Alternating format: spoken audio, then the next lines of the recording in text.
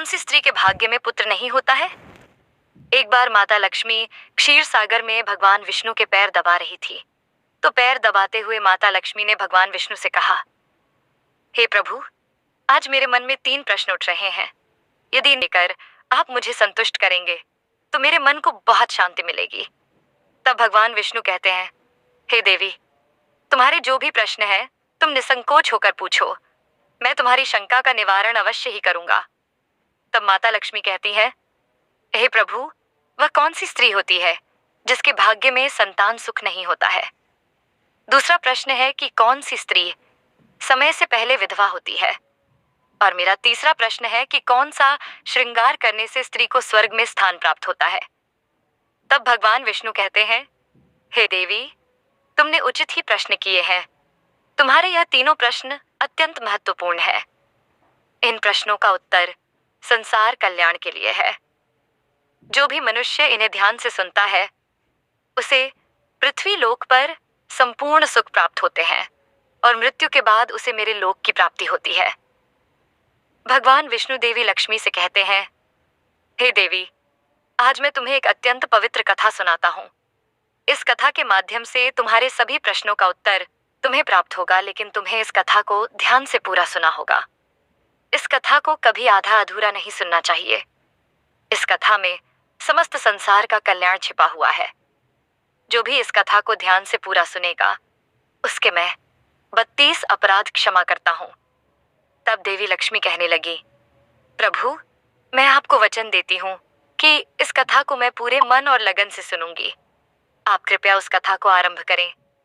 तो दोस्तों, आप सभी से एक विनती है कि आप भी इस कथा को पूरा जरूर सुने।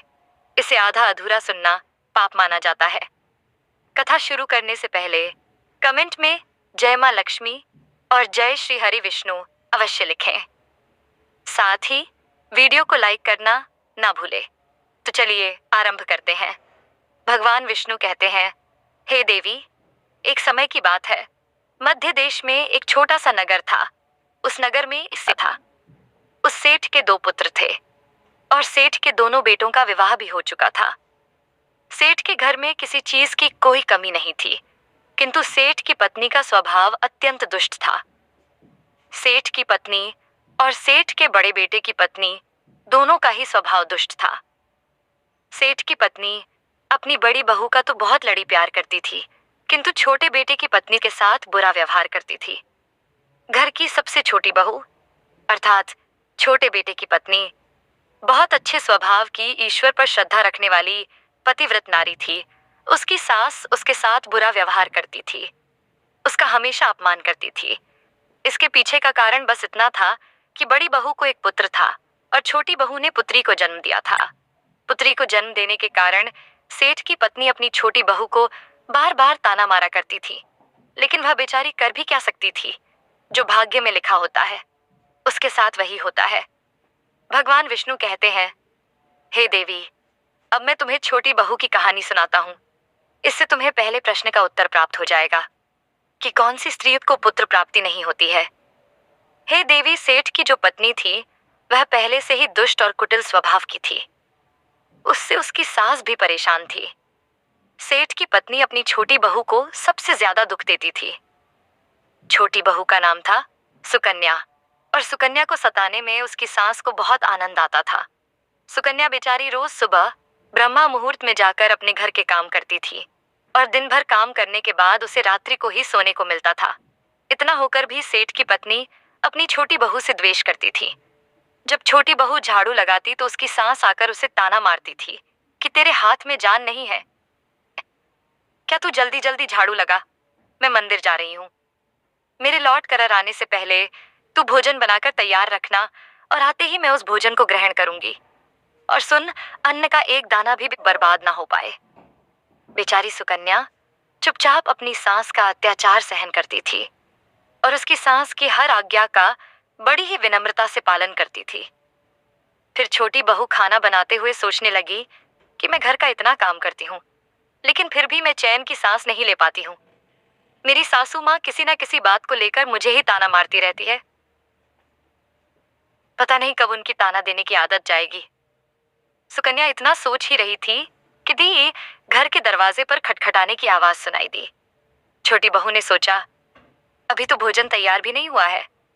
लगता है मेरी सासू माँ आज जल्दी लौट गई। अब वह फिर से सताना मारेगी। तब सुकन्या ने दरवाजा खोला तो उसने देखा कि द्वार पर एक सन्यासी खड़ा हुआ है।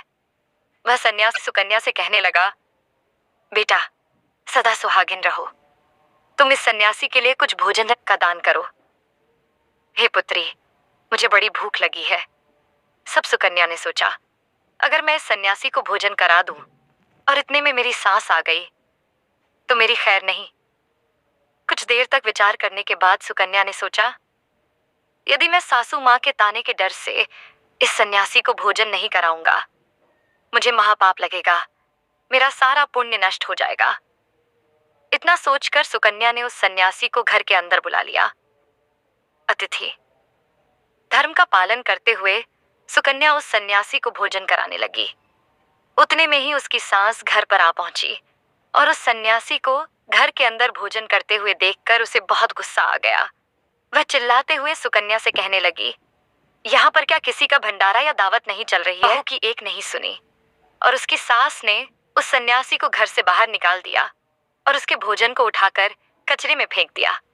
उसके बाद वह सास सुकन्या पर गुस्सा करने लगी।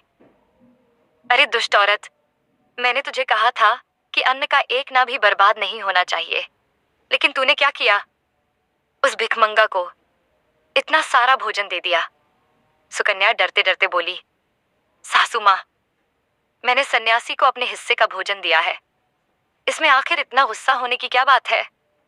द्वार पर आए अतिथियों को कभी खाली हाथ नहीं भेजते हैं, ऐसा शास्त्र कहते हैं। फिर सुकन्या की सास ने उसे बहुत डांटा। दोनों के बीच कई देर तक बहस हुई और सुकन्या के दुष्ट सास ने गुस्से में आकर सुकन्या को धक्के मारकर घर से बाहर निकाल दिया और घर का दरवाजा बंद कर आवाज देने लगी। सुकन्या की सास ने एक नहीं सुनी और उसे घर के अंदर आने नहीं दिया। फिर सुकन्या दुखी और उदास होकर अपने माई के लिए निकल गई। माई के जाने के रास्ते में बहुत बड़ा जंगल पड़ता था। सुकन्या भूखी प्यासी रहकर उस जंगल के रास्ते पर से चलने लगी। तभी उसी समय अचानक जोर जोर से बादल गरजने लगे और मूसलाधार बरसात होने लगी। बारिश से बचने के लिए सुकन्या एक वृक्ष के नीचे जाकर खड़ी हो गई। वहां पर सुकन्या ने देखा कि पेड़ के नीचे में कोटर बना हुआ है। फिर वह बिना देरी किए जल्दी से उस कोटर में घुस गई। कोटर में जाने के बाद सुकन्या ने देखा कि अंदर कोई साधु महात्मा बैठे हैं। वह सन्यासी कोई और नहीं बल्कि भगवान विष्णु ही साधु का रूप धारण करके बैठे हुए थे। जब उस साधु ने उस सुकन्या को देखा तो बोले, हे पुत्री, तुम इस घने जंगल में अकेले क्या कर रही हो? रोना बंद करो, मैं तुम्हारे बारे में सब कुछ जानता हूँ। तुम्हारे ससुराल वाले अत्यंत दुष्ट स्वभाव के हैं और वे तुम्हें बहुत दुख देते हैं। इसका कारण केवल बस इतना है कि तुम्हें पुत्र की प्राप्ति नहीं हुई है। पुत्री को जन्म देने के कारण तुम्हें तुम्हारी सास के ताने सुनने पड़ते हैं। हे पुत्री, तुम चिंता मत करो, मैं तुम्हें एक पची देता हूं। इस पर जो भी उपाय लिखा हुआ है, तुम उस उपाय को पूरे मन के साथ करो, फिर तुम्हें एक गुणवान पुत्र की प्राप्ति होगी। फिर सुकन्या ने वह पची ली और वह साधु वहां से अचानक से गायब हो गए।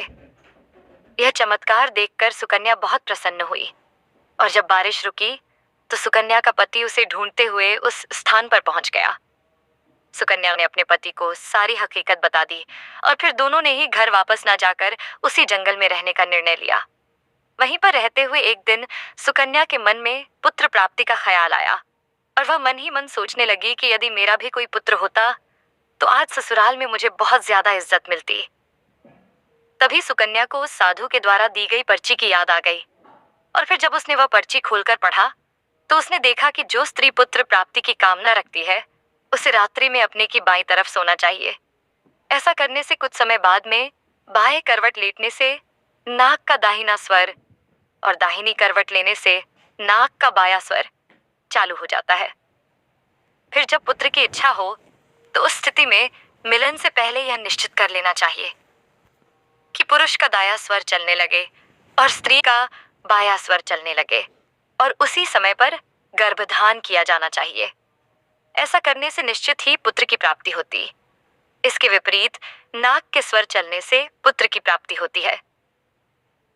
उस पर्ची में आगे लिखा हुआ था कि मासिक धर्म शुरू होने के बाद पहले 4 दिनों में पुरुष के साथ मिलन करने से पुरुष को रगड़ता प्राप्त हो जाता है और 5वीं रात्रि में मिलन करने से पुत्र की प्राप्ति पुत्री है तथा 6ठी रात्रि में मिलन करने से पुत्र रत्न की प्राप्ति होती है।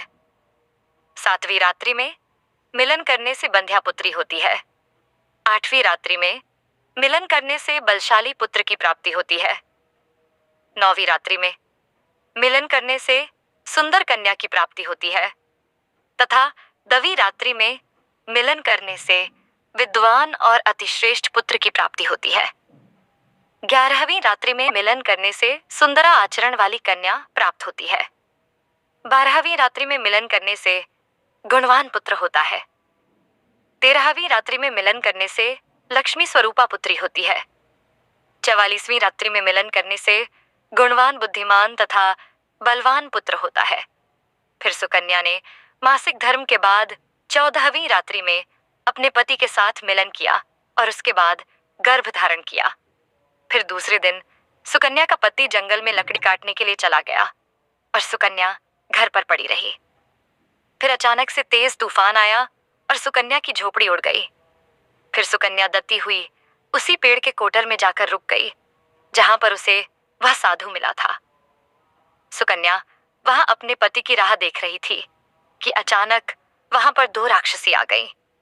वह राक्षसी अत्यंत मायावी थी। फिर उन्होंने उस कोटर के साथ पेड़ को उड़ाकर एक ऐसे स्थान पर चली गई जहां पर बहुत सारा सोना था। जब सुकन्या ने यह दृश्य देखा तो वह चौंक गई। सुकन्या पेड़ के कोटर में छिपी रही। जब वह राक्षसी भोजन की तलाश में गई तो सुकन्या ने उस स्थान पर से बहुत सारा सोना उठा लिया और उसे कोटर में भर लिया। जब वह राक्षसी लौट आई तो फिर से पेड़ पर बैठकर वे उस पेड़ को उड़ाकर उसी जंगल में आ गई। राक्षस के जाने के बाद सुकन्या वह सारा सोना लेकर अपने पति के पास चली गई और उसे वह सारा सोना दे दिया। फिर पति और सुकन्या दोनों अपने ससुराल को लौट गए। वहां जाकर उसने अपनी सास को वह सोना दे दिया और सारी हकीकत बता दी, जिसे सुनकर उसकी सास को बहुत गुस्सा आया। औरत, तू बस इतना ही सोना लेकर आ गई, इतने सोने से क्या होगा? मैं होती तो बहुत सारा सोना लेकर आ जाती। फिर उसकी सास भी उस जंगल के कोटर में जाकर छिप गई और राक्षसों की राह देखने लगी। तभी वह 2 राक्षसी वहां पर आई और फिर उन्होंने उस कोटर को उड़ाकर एक बर्फीले पहाड़ पर ले गई। यह देख सास बहुत क्रोधित हो गई और बोलने लगी, यह कहाँ लेकर आई है? यहाँ तो बस बर्फ और मिट्टी है। तभी उन राक्षसों ने उसकी आवाज सुनी और देखा तो एक बूढ़ी औरत पेड़ के कोटर में छिपकर बैठी है। फिर उन्होंने उसको बाहर निकाला और उस बर्फीले पहाड़ पर फेंक दिया। जमीन पर गिरते ही उसकी मौत हो गई। इधर सुकन्या बड़े आनंद के साथ रह रही थी, लेकिन सुकन्या की सास कभी नहीं लौटी। तो सुकन्या ने जाकर उस कोटर में देखा तो वहां पर उसकी सासन ही थी। उसे समझ में आ गया कि लालच के कारण उसकी सास की मृत्यु हो गई। भगवान विष्णु कहते हैं, हे लक्ष्मी, जिस स्त्री को पुत्र प्राप्ति की कामना है उसे मैंने सुकन्या को दी हुई पर्ची में बताए गए उपाय जरूर करने चाहिए। तुम्हारा दूसरा प्रश्न यह था कि किस कारण से स्त्री जल्दी विधवा होती है। तो जो स्त्री अत्यधिक लालच करती है वह स्त्री जल्दी विधवा होती है, और जो स्त्री चरित्र का गहना पहनती है उसे मृत्यु के पश्चात स्वर्ग की प्राप्ति होती है। एक स्त्री को अपने चरित्र का त्याग कभी नहीं करना चाहिए। तो दोस्तों, इस प्रकार से भगवान विष्णु ने माता लक्ष्मी को यह कथा सुनाई थी। उम्मीद है आपको यह कथा पसंद आई होगी। वीडियो को लाइक जरूर करें और चैनल को सब्सक्राइब करें।